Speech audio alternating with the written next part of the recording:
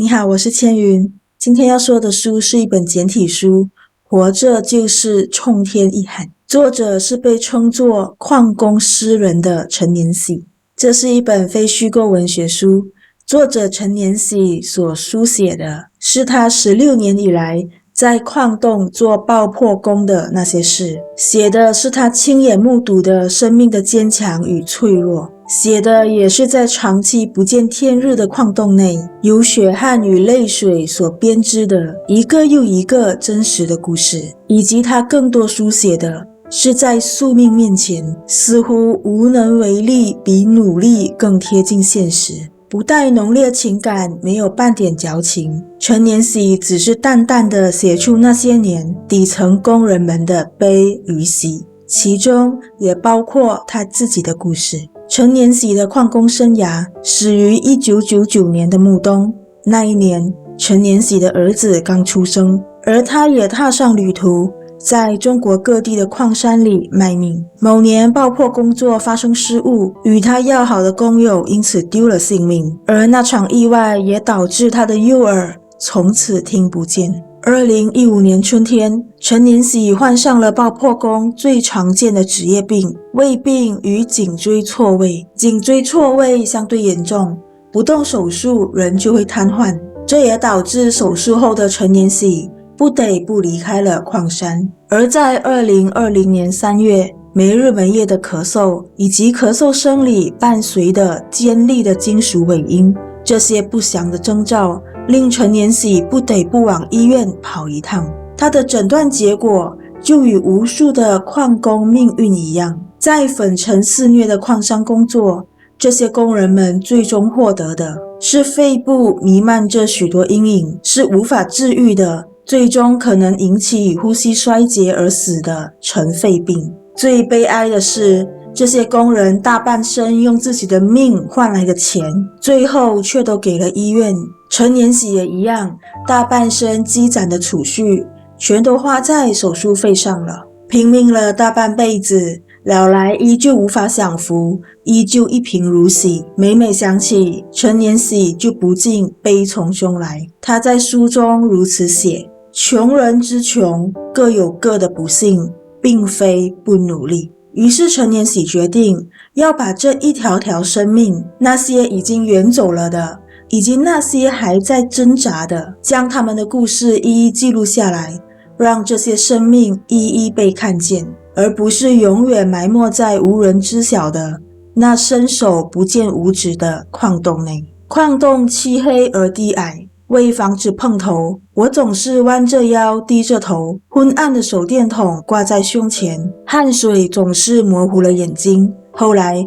因为一些机缘，我改做巷道爆破，这可能是世界上最危险的工作之一，总是与雷管、炸药、死神纠缠在一起。在那些矿山的日子里，我常想，我们忍受着寒冷、孤独、辛劳、痛楚，给大地留下一道道伤口，而挖出来的那些矿石都去了哪里？我看见合金的窗子、空调里的铜、一切建筑物里的杠，还有那些金银饰品，那些我和工友兄弟们用汗水、泪水，甚至性命换来的金属，建造了北京、上海，亦或纽约、波士顿。如果金属会说话，它将给我们讲一个什么样的故事？陈年喜1970年出生在中国最贫苦的山村之一，贫瘠荒凉的土地无法产出太多农作物，于是与许多的农民一样，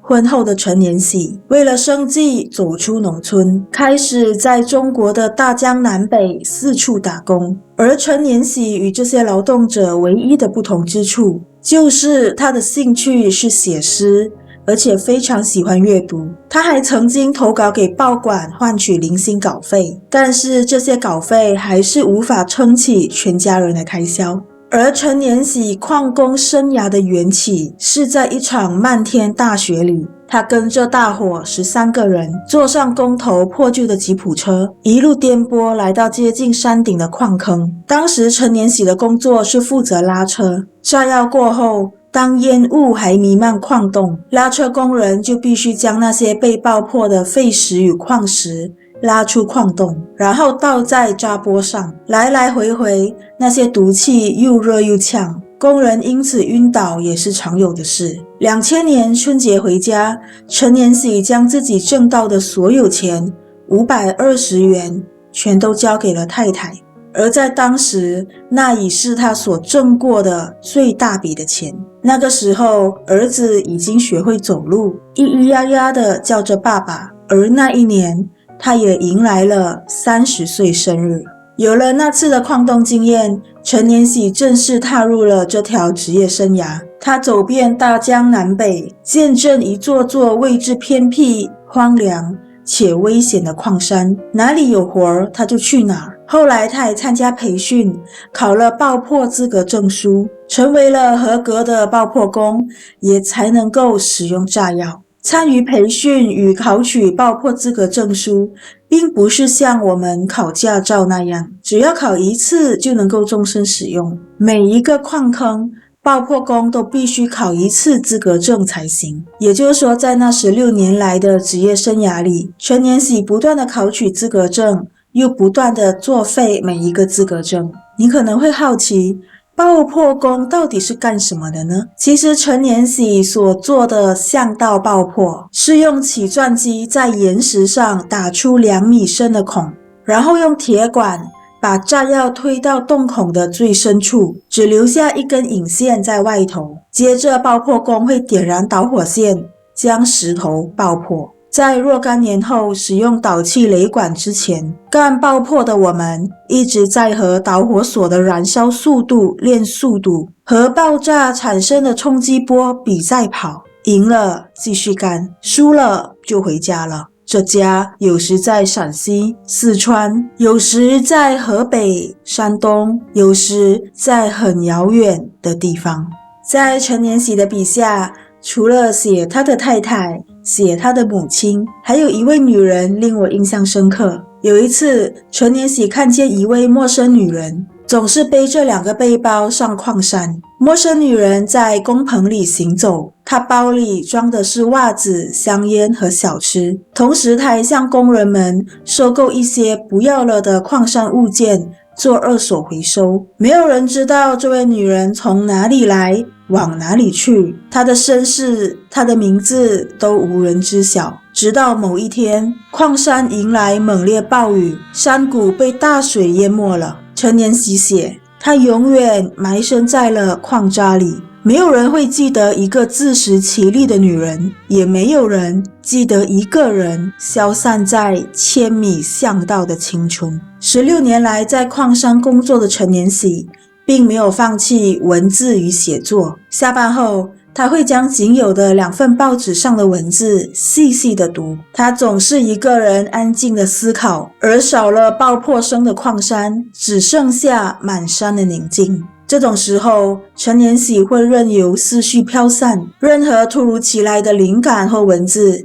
他都会赶紧记在纸上，而那纸张还是工地废弃的纸板所铺就的床垫。就在他离开工地时，那些记录着思想与灵感的纸板床垫便也丢了。人一辈子充满了开始和结束，而结束比开始更具动力和张力。陈年喜写的是他矿山兄弟们的命运，有工人在闷热的矿山里晕倒，就再也没醒来；有工人被炸药炸个粉碎；有工人来不及逃生，活活闷死；有工人被飞来的大石砸伤致残疾；有更多的工人患上尘肺病。而埋藏在矿山地底下的，是一个个鲜活的，有如岩石般坚硬的一条条坚韧的生命。对他们而言，活着就是冲天一喊，拼尽全力。除此之外，陈年喜还写了其他底层小人物在现实面前的渺小。他写他的新疆朋友哈拉汉，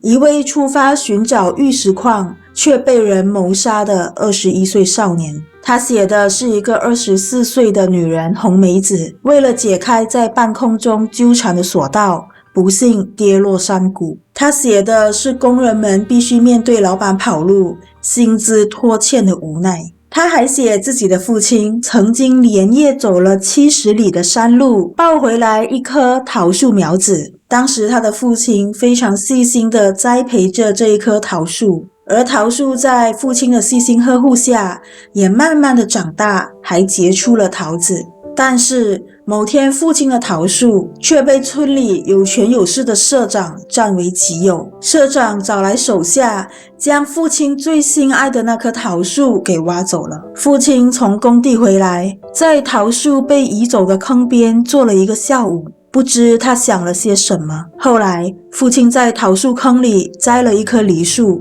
现在梨树年年还在开花，只是已经不再结果。昨天离家时，我又看见它空开了一束繁花。陈年喜写的是一个个在社会上坚守岗位，却遭遇各种生活坎坷的底层小人物。与此同时，经济正迅速起飞，而底层工人身为最大的贡献者，他们的生活却无人问津。他们依旧拿着最低的薪水，干着最危险、最不受保障的工作。我想，或许他想传达的，社会与经济的繁荣发展，他们扮演了不可或缺的角色，但是往往他们得到的却是少之又少，甚至是不受社会、不受人们所待见的。就像陈年喜父亲所细心呵护的桃树，却被什么也没干的人领了过去。繁华之外的地方，总是山川风景如画，没有多少人懂得这画的底色是苦涩的，甚至是残酷的。我知道在这个世界上，相当多的人，甚至是打工者的妻儿亲友，对工人的劳动、生活等种种处境，可能都茫然如梦。这其实是一个无限隔膜的时代，代际之间、国家之间、命运之间，竟是那么遥远。陈年喜曾说，文学的使命之一，就是应该书写痛苦。有些痛苦我们不曾经历，但通过文学，我们却看见了那些痛苦的影子，真真切切地存在这个世界上。岁月如烟，世事易改，那些风云以文字的形式定格在了纸张上，它们穿过风雨，让一位后来者看见。这是我第一次翻开陈年喜的书，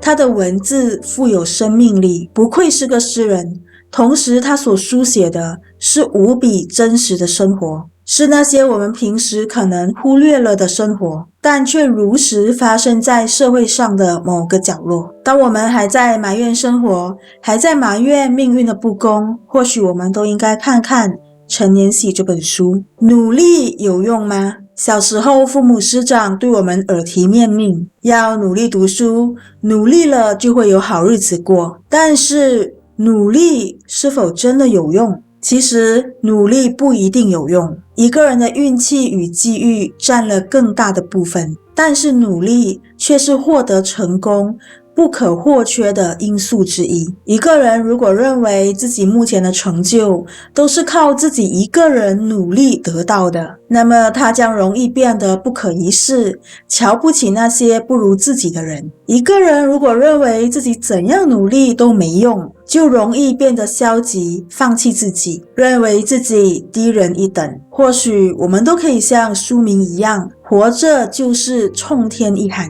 努力的过后是平静的接受现实。因为不要忘记了，陈年喜告诉我们，在低微的骨头里也有江河。世界虽不美好，但不绝望。